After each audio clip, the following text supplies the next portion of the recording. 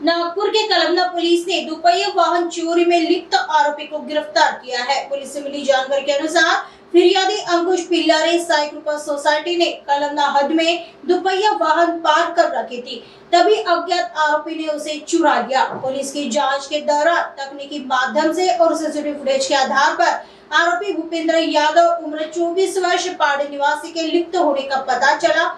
आरोपी को पुलिस ने बिना नंबर की गाड़ी के साथ पकड़ा है। पूछताछ में उसने चोरी का गुनाह कबूल किया है।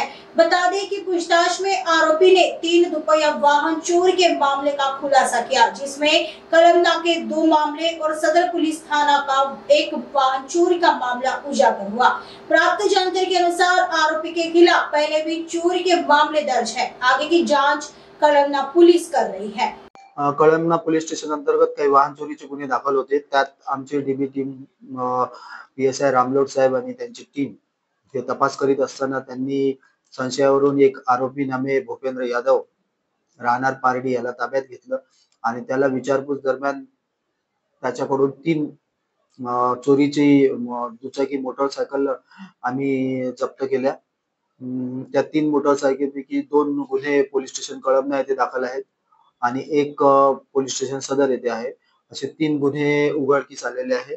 आरोपी भूपेंद्र यादव राहणार पार्टी याला अटक करण्यात आलेली आहे। सदरची कारवाई माननीय zone 5 sir Shri Niketan Kadam sir, माननीय एसीपी श्री कामठी विभाग श्री खेडकर सर यांच्या मार्गदर्शनात आमच्या डीबी पथकाने केलेली आहे। आरोपी भूपेंद्र यादव याच्या विरुद्ध याच्यापूर्वी एक घरफोडीचा गुन्हा आहे। पारडी पोलीस स्टेशनच्या हद्दीत त्याने तो गुन्हा केलेला आहे।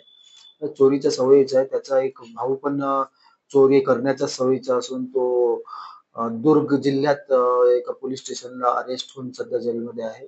त्यामुळे चोरीची पार्श्वभूमी आहे आरोपीला आणि त्याचे वर आम्ही लक्ष ठेवू।